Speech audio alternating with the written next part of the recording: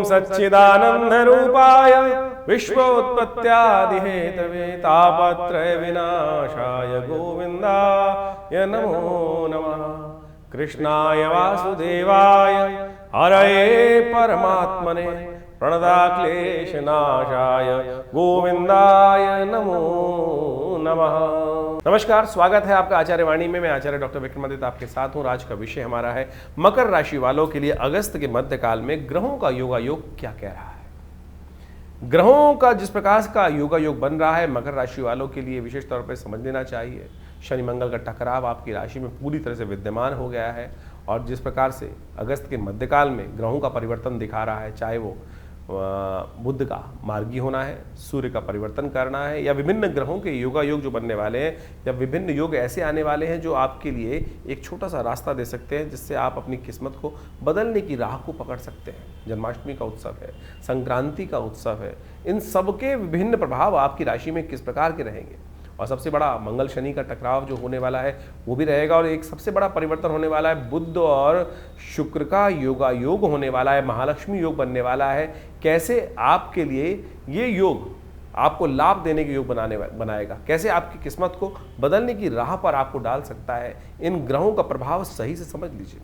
विशेष तौर पर यदि हम समझें तो जो अगस्त का मध्यकाल है आपकी राशि के दृष्टिकोण से करीब करीब 70% अच्छे लाभ आपको देने के योग बनाता दिखाई दे रहा है।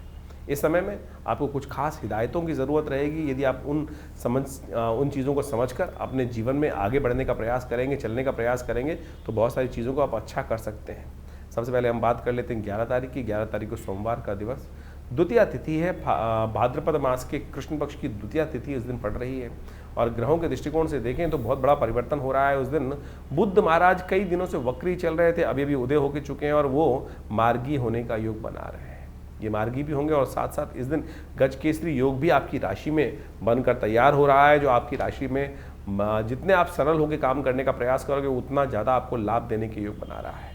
इस वक्त थोड़ा एक बात ध्यान देने की ज़रूरत है, चीज़ों को थोड़ा एक्टिवली काम करने की ज़रूरत है। चीज़ों में विचार ज़्यादा हो रहा है और कहीं ना कहीं मन को तोड़ने के, हतोत्साहित होने के कार्य चल रहे हैं। संसार या समाज या समय ऐसा कहें कि आपके लिए इन दिनों थोड़ा सा स्थिति ऐसी बना रहा है कि आपकी जो रिजल्ट्स को कम करने का प्रयास कर रहा है, भाग्य से रास्ते कम मिलने के योग बनते दिखाई दे रहे हैं। उसके लिए आपको खास तौर पर ध्यान देने की ज़रूरत है।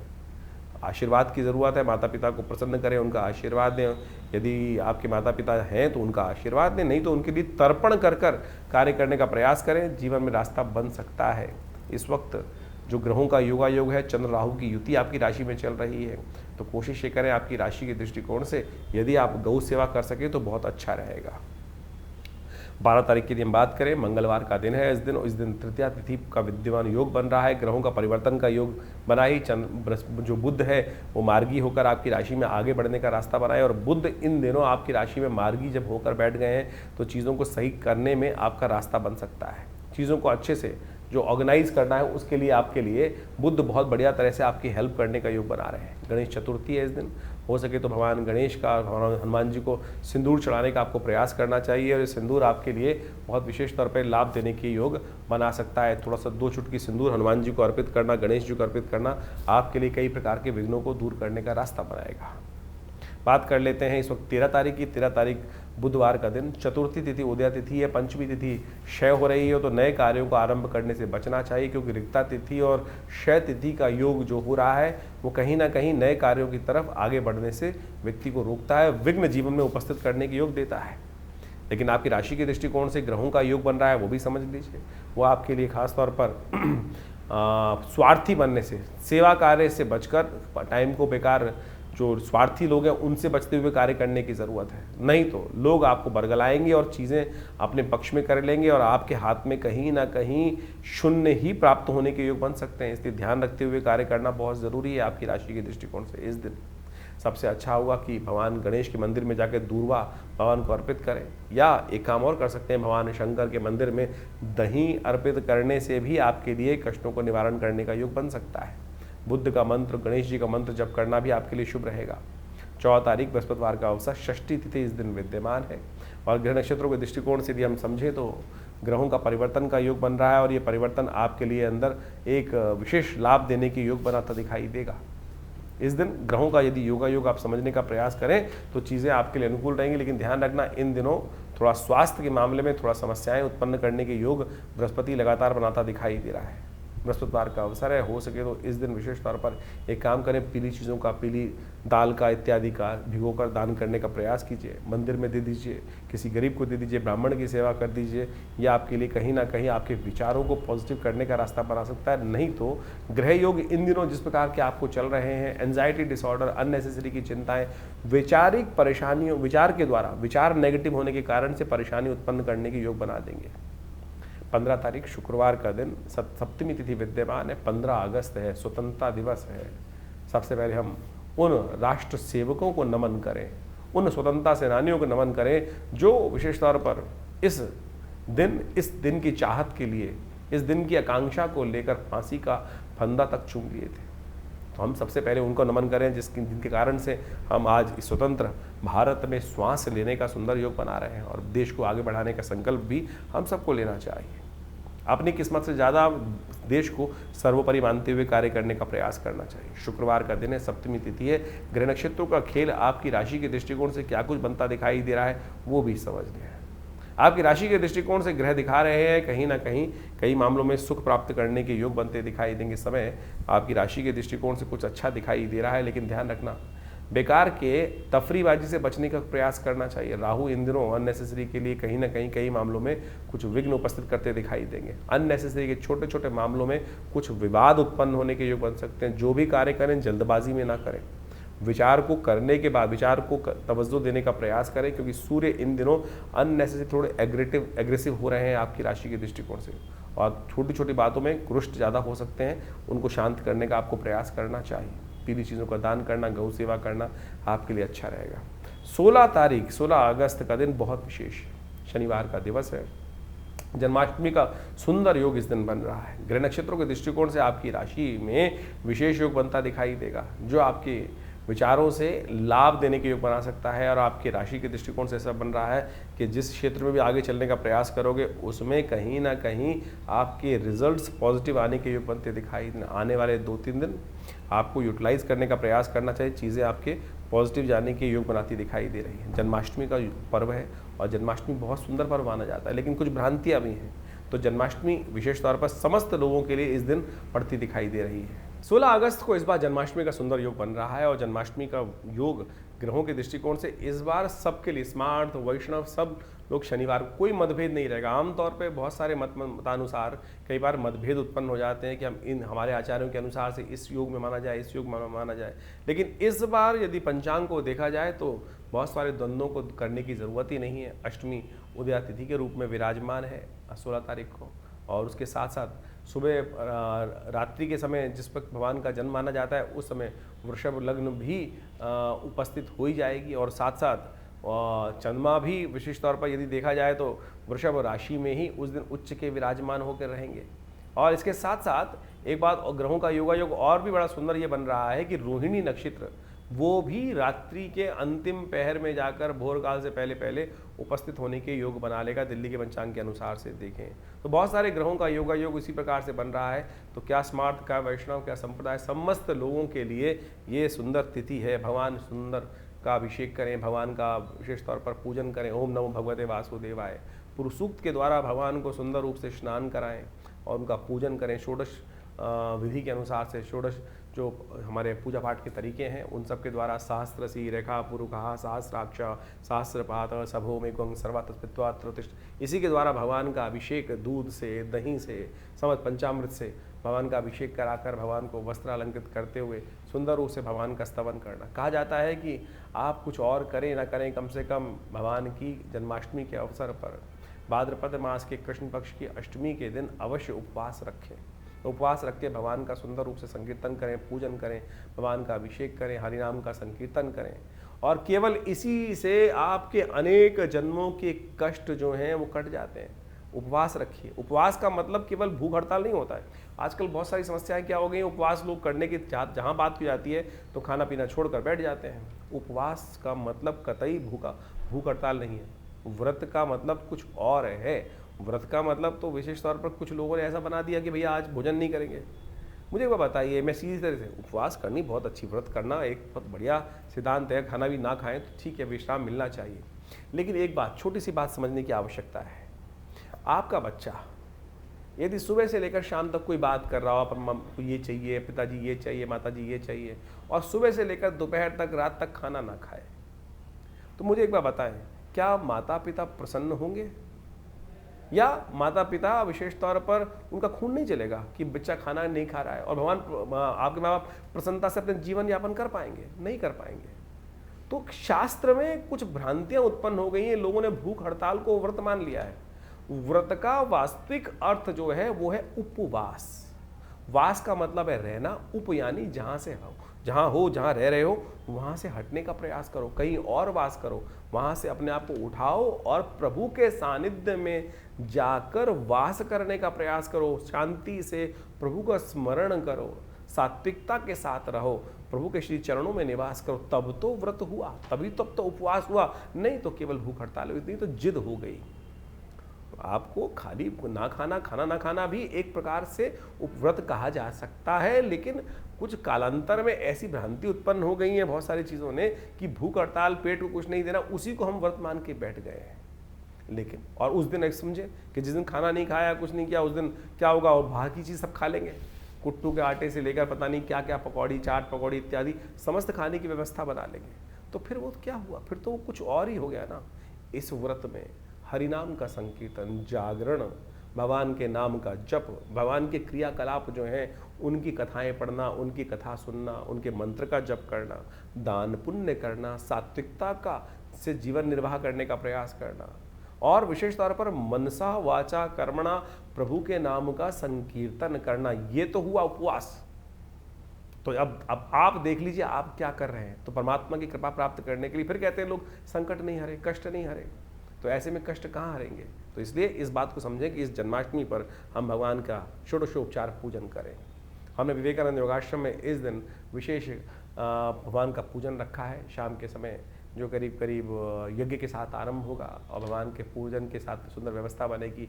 भगवान को विशेष तौर पर षोडशोपचार पूजन कर उनका विभिन्न प्रकार से, विभिन्न औषधियों से उनका अभिषेक रहेगा, भगवान का पूजन रहेगा, भगवान के नाम का संकीर्तन रहेगा, कीर्तन, पूजा पाठ सबकी व्यवस्था है।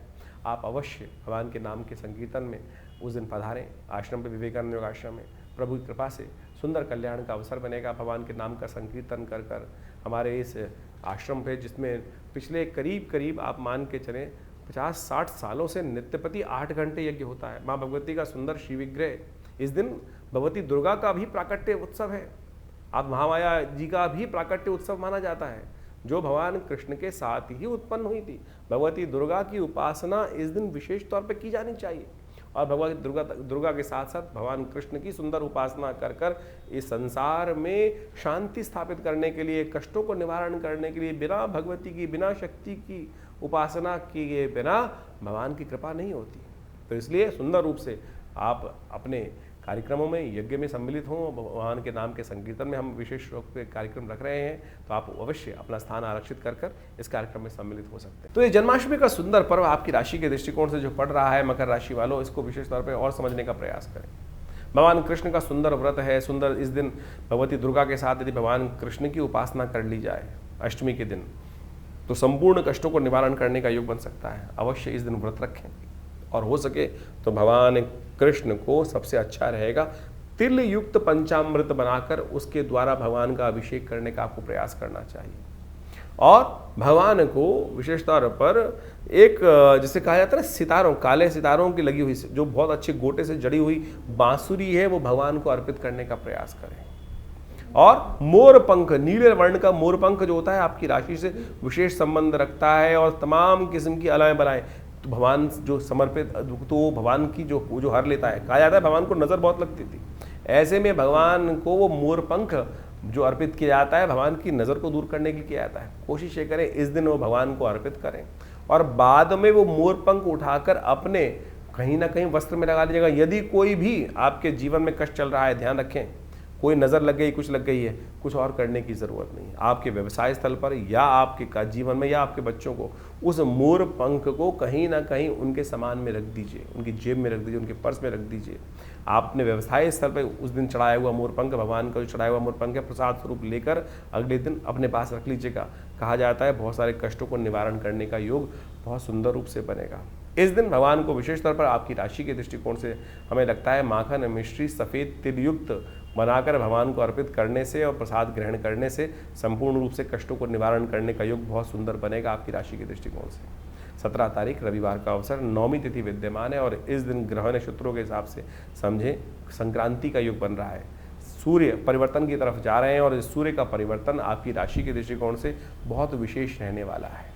कई प्रकार के नए संबंधों को स्थापित करने के लिए सूर्य आपकी राशि में जो परिवर्तन की तरफ जा रहे हैं बहुत अच्छे प्रकार के योग बनाने की स्थिति उत्पन्न करेंगे, क्योंकि नए संबंध, नए बंधन, नए कॉन्ट्रैक्ट्स को फाइनल करने के योग आपकी राशि में सूर्य महाराज की कृपा से आने वाले कुछ दिनों में बनने के योग बनेंगे। यदि इस दिन के ग्रहों का योगायोग देखा जाए तो आपके लिए जिस क्षेत्र में भी आगे बढ़ने का योग बनाओगे, प्रयास करोगे, उनमें आपके लिए विजय के रास्ते बनते दिखाई देंगे। और जो कई बार क्या होता है, हम काम करते हैं, लोग बेकार में पंगे लेते रहते हैं हमसे, और जो आपसे इस दिन पंगे लेने का प्रयास करेगा अपना ही नुकसान कराने का योग बनाएगा।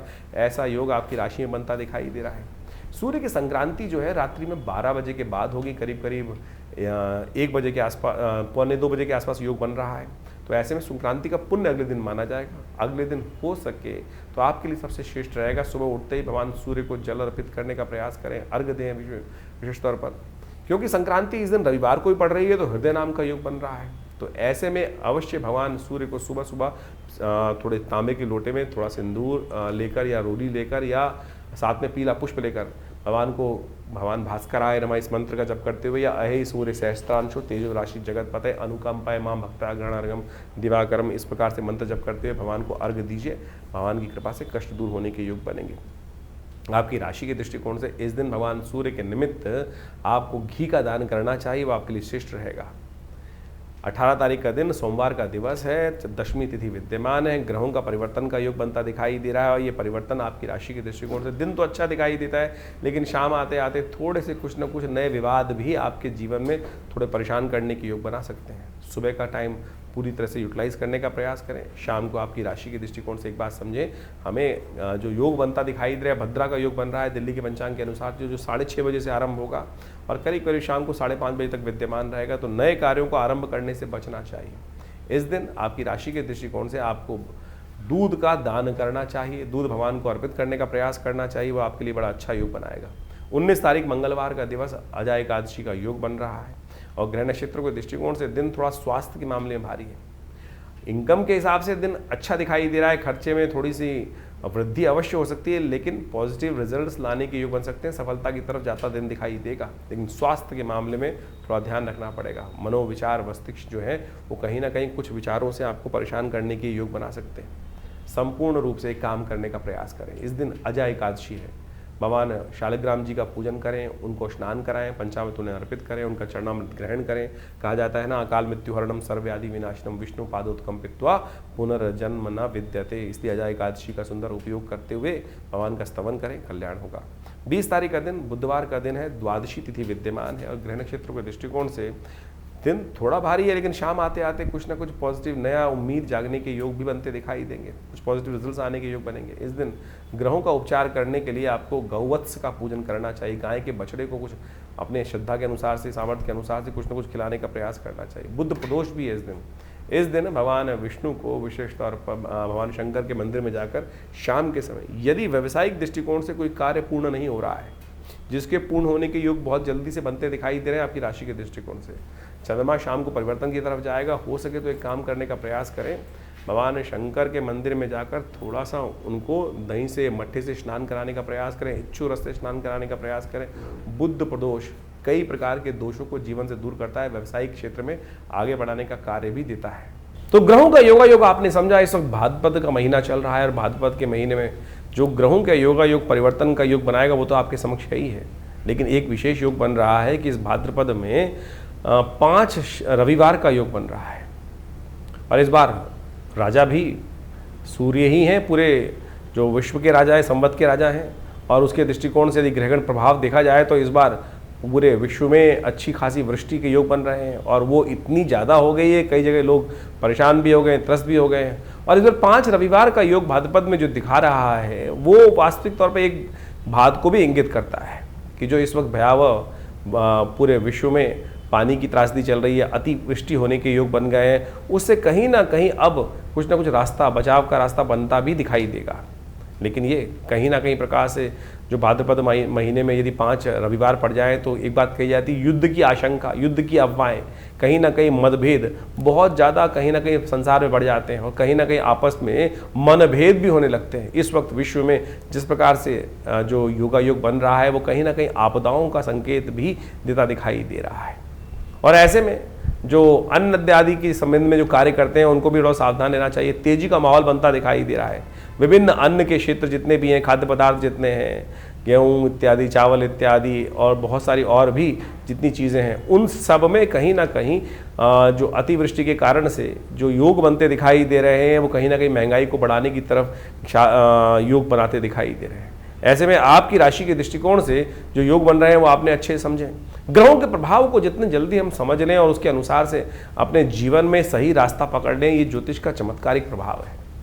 देखिए, जो सूर्य है वो हर एक स्थिति में एक सही निकलता है, लेकिन हर व्यक्ति पर उसका प्रभाव अलग अलग होता है। ग्रहों का ये परिवर्तन जो योग बनाते हैं, इन सब का प्रभाव सूक्ष्म दृष्टिकोण से हर व्यक्ति को समझ में आना चाहिए। ज्योतिष के दृष्टिकोण से बड़ा सूक्ष्म अन्वेषण है। आपकी जन्मपत्री, आपका जो भाग्य है वो हर व्यक्ति का अलग है। कहीं ना कहीं उस भाग्य पर किस प्रकार का योग बनेगा, ग्रहों का परिवर्तन क्या प्रभाव डालेगा, हर व्यक्ति पर अलग प्रभाव डालता है। एक ही क्षेत्र में रहने वाले, एक ही घर में रहने वाले, यदि हम देखें कि क्या परिवर्तन एक जैसा ही होगा सबके लिए, नहीं, बिल्कुल नहीं होगा। किसी के लिए अच्छा, किसी के खराब। एक ही घर में रहने वाले जो 8, 5, 6 जातक हैं, उन सब पर भी ग्रहों का प्रभाव अलग अलग होता है। तो ऐसे में उस परिवर्तन का प्रभाव आपके ऊपर क्या हो रहा है, राशि के दृष्टिकोण से तो आप समझ ही रहे हैं, लेकिन आपकी जन्मपत्री, आपका जन्म समय, आपका भाग्य बिल्कुल बहुत सारी चीज़ों को बताने में रास्ता बता सकता है। तो ज्योतिष विज्ञान बड़ी सूक्ष्म दृष्टिकोण से देखने की चीज़ें हैं और हम बहुत सारी चीज़ों को समझने का प्रयास करते हैं। बड़ा शोध संस्थान चलाते हैं पिछले करीब 50 सालों में। ज्योतिष के संबंध में, अध्यात्म के संबंध में, भारतीय योग विज्ञान के संबंध में हमारे आश्रम में बहुत सारी रिसर्च, बहुत सारा अनुसंधान, शोध किया गया। 50 से ऊपर पुस्तकें प्रकाशित की गई हैं। सदगुरु आचार्य श्री केशव देव जी के महाराज के सानिध्य में रहकर हमने बहुत सारे विभिन्न भारत की पराविद्याओं के ऊपर कार्य किया, चाहे वो मंत्र विज्ञान है, चाहे वो यज्ञ विज्ञान है, चाहे वो कर्मकांड है, योग की सहस्त्रों शाखाएं हैं और उन सब के ऊपर मुद्रा विज्ञान इत्यादि बहुत सारे अलग अलग विषयों के ऊपर बहुत सारा शोध अनुसंधान करके चीज़ों को समझने का हमने प्रयास किया। और आप समझें, ज्योतिष एक ऐसा विषय है कि जिसके द्वारा आप बहुत सारे कार्यों का निदान भी कर सकते हैं, डायग्नोज कर सकते हैं। बीमारियों के संबंध में भी आयुर्वेद के साथ साथ ज्योतिष को साथ साथ चलाया गया था। आज जो समाज में जो आयुर्वेद का या चिकित्सा विज्ञान का भाव है, वहाँ ज्योतिष के एक पार्ट को निग्लेक्ट कर दिया गया है। अरे ज्योतिष पूरी तरह से डायग्नोज पर ही है, आपके ग्रह बदले और वो कहीं ना कहीं कौन सा रोग उत्पन्न करेंगे, किस प्रकार से बीमारी का रास्ता बनाएंगे, ये भी ज्योतिष के अंदर बहुत अच्छे से, अगर समय खराब चल रहा है, किस प्रकार से कौन से मंत्र को जप कर कर, कौन सी मुद्रा का प्रयोग करके, कौन सी औषधि कब आपके लिए अच्छी अनुरूप रहेगी, कौन सी औषधि कब कार्य नहीं करेगी, ये भी ज्योतिष विज्ञान के माध्यम से आप बहुत अच्छे से समझ सकते हैं, कार्यों को कर सकते हैं। हमने इसके ऊपर बहुत अच्छे से चीज़ों को समझने का प्रयास किया। बहुत सारी चीज़ें हम समय समय पर आपके बहुत सारे अपने इन कार्यक्रमों के माध्यम से आपके समक्ष रखते भी आए हैं। तो आप ज्योतिष विज्ञान को सही रूप समझने का प्रयास करें। विडंबनाएं, बहुत सारी लोग आपके मन में ऐसे भाव डालने का प्रयास करेंगे कि सब कुछ भी सत्य नहीं है। अरे नहीं, एक एक चीज़ सत्य है, एक एक चीज़ का प्रभाव है। इसको आप समझें। हमारे ऋषि मुनियों ने हजारों लाखों पुस्तकें, लाखों अनुसंधान हमारे समक्ष उपस्थित किए हैं। हर ऋषि, करोड़ों ऋषि हुए आज तक हो चुके हैं और उन सब ने अपने शोध हमारी भारतीय संस्कृति में जगह जगह बताए हैं और लोग उसका प्रभाव देखते भी आए और हमने खुद देखा। बहुत सारे महामृत्युंजय मंत्र इत्यादि बहुत सारे अनुष्ठान जो समय समय पर करते हैं, उनका प्रभाव बहुत प्रत्यक्ष रूप से होता है। चाहे वो जीवन के स्वास्थ्य संबंधी समस्याएं, चाहे वो जीवन की किसी भी पहलू से संबंधित समस्या है, उसका निदान करने के लिए विभिन्न मंत्रों के माध्यम से, विभिन्न उपायों के माध्यम से, चाहे वो रत्न है, चाहे वो विभिन्न उपाय हैं, चाहे वो दान है, चाहे वो पुण्य है, चाहे वो औषधि है, चाहे वो ध्यान है, इन सबको मार्ग अपना सकते हैं। और तो और मुद्राएं अपने आप में चमत्कारी प्रभाव दिखाती हैं। ये शरीर के जो विभिन्न भागों के द्वारा योग और विभिन्न मुद्राओं का उपयोग किया जाता है। जैसे किसी का बृहस्पति खराब है तो ये ज्ञान मुद्रा का नित्य प्रति अभ्यास करें, देखें, किसी और चीज़ की आवश्यकता ही नहीं पड़ेगी। शनि यदि खराब चल रहा है, शनि का दुष्प्रभाव बहुत ज़्यादा जीवन में हो रहा है, तो यदि नेगेटिव प्रभाव है तो इसको इस मुद्रा के द्वारा, शून्य मुद्रा का उपयोग करते हुए, शनि की मुद्रा का उपयोग करते हुए यदि मंत्र जप किया जाए, कुछ भी उसका नित्य प्रति इस मुद्रा का अभ्यास किया जाए, तो उससे भी बहुत ज़बरदस्त प्रकार से आपकी समस्याओं को ठीक करने में रास्ते मिलते हैं। तो ऐसे बहुत सारी चीज़ें हैं, बहुत सारे मार्ग हैं जिनको आप समझेंगे तो बहुत अच्छे से रास्ता बनता दिखाई देगा, कष्टों को निवारण करने का योग बनता दिखाई देगा। और इन सब चीज़ों को हमें अच्छे से समझ लेना चाहिए। बहुत सारे लोग, ये कहानियाँ नहीं है, पुराण इत्यादि में जो रहस्य बताए गए हैं वो कतई किसी प्रकार भी कहानियाँ नहीं है, लेकिन उनके पीछे उसका आदि भौतिक आदि दैविक रहस्य छुपा हुआ है। उन रहस्यों को हमको समझना चाहिए। अभी सावन का महीना समाप्त हुआ, सावन में भगवान का जैसे हम रुद्राभिषेक करते हैं, रुद्राभिषेक करते हुए भगवान पर विभिन्न प्रकार से भगवान को स्नान कराया जाता है, कभी दूध से, कभी दही से, कभी भस्म से। भगवान के ऊपर बिलपत्र चढ़ाए जाते हैं, दूर्वा चढ़ाई जाती है, भंग चढ़ाई जाती है, और तो और वो आक के पत्ते चढ़ाए जाते हैं, धतूरे के पत्ते चढ़ाए जाते हैं। यदि इनको वैज्ञानिक तौर पे आप देखने का प्रयास करेंगे तो इन सब के माध्यम से आप समझे, घास को चढ़ाकर भगवान के ऊपर चढ़ाने का कारण क्या है? उसका मंत्र है कांडात कांडात प्रोहंती। भगवान के ऊपर चढ़ाते हुए इस मंत्र को कहा जाता है। औषध विज्ञान के अनुसार से आपके जो बहुत सारी बीमारी को ठीक करने के लिए, पेट संबंधी बीमारियों को ठीक करने के लिए ये बहुत दिव्य औषधि है। जो घास के ऊपर 3 जो अंकुर, दिरवा अंकुर होते हैं, कहा जाता है गणेश जी एक बार बीमार हो गए थे और ऋषियों ने 108 दूर्वा अंकुर अभिमंत्रित कर कर गणेश जी को दिए, उससे उनको स्वास्थ्य में लाभ प्राप्त हुआ। इसी प्रकार से विभिन्न जो चीज़ें हमारे क्रियाकलाप कर्मकांड के सिद्धांत से भारतीय संस्कृति में बताई गई हैं, पुराण इत्यादि में चीज़ों में बताए गए हैं, वो सब के सब क्रियाकलाप बहुत रहस्यपूर्ण है, परम वैज्ञानिक है। औषधीय दृष्टिकोण से भी उसको अच्छे से समझा जा सकता है। तो आप इन सब को समझें। हम समय समय पर आपकी राशि के दृष्टिकोण से बहुत सारी चीज़ें बताते हैं, लेकिन जन्मपत्री भी उसका बहुत विशद विषय है और वृहद विषय है। साथ साथ आपके हाथ की रेखाएं, मस्तिष्क की रेखाएं और ये सब का सब शरीर की जो विभिन्न आकृति विज्ञान है, वो ज्योतिष के अनुसार, समुद्रशास्त्र के माध्यम से इन सब रहस्यों को अच्छे से समझकर हम जीवन में उत्थान की तरफ आगे चलें। और भारतीय संस्कृति परम बहुत सुंदर रूप से उपस्थित किए गए इन सब रहस्यों को, तो आप यदि इन सब चीज़ों को समझेंगे तो बहुत बढ़िया आपके लिए बहुत सारे विषयों को अच्छे से हम बताएंगे। आश्रम के द्वारा जो प्रकाशित पुस्तकें हैं वो आप हमारी वेबसाइट पे जाके देख सकते हैं। mudrasforhealing.com वेबसाइट है हमारी, acharyavickramaditya.com वेबसाइट है हमारी, vivekanandnaturecure.com ये भी हमारे आश्रम की ही वेबसाइट है। और यहाँ पर हमारे आश्रम की समस्त गतिविधियों को समय समय पर हम बताते रहते हैं। बहुत सारे विभिन्न कार्यक्रम आश्रम पे समय समय पर चलते रहते हैं और इन सब विषयों को आप अच्छे से समझकर और इन सब से आश्रम से जुड़ें। और स्वागत है आप सबका हमारे यहाँ जो नित्य प्रति कार्यक्रम होते ही हैं। रविवार को विशेष कार्यक्रम में, यज्ञ में आप सब लोग सम्मिलित हो सकते हैं। सुबह 8 बजे से लेकर करीब करीब 10 साढ़े 10 बजे तक भंडारे के साथ बड़ा यज्ञ और स्वाध्याय इत्यादि का कार्यक्रम चलता है हर रविवार को। और आप सब अपने विषयों को लेकर आश्रम पे उपस्थित होंगे तो हम अवश्य जो भी भगवान की कृपा से रास्ता बनेगा अवश्य आपके साथ बनाएंगे। जीवन में कल्याण का मार्ग प्रशस्त हो, आप सबको आशीर्वाद, कल्याण हो, भगवान का कृपा आपके साथ हमेशा बनी रहे।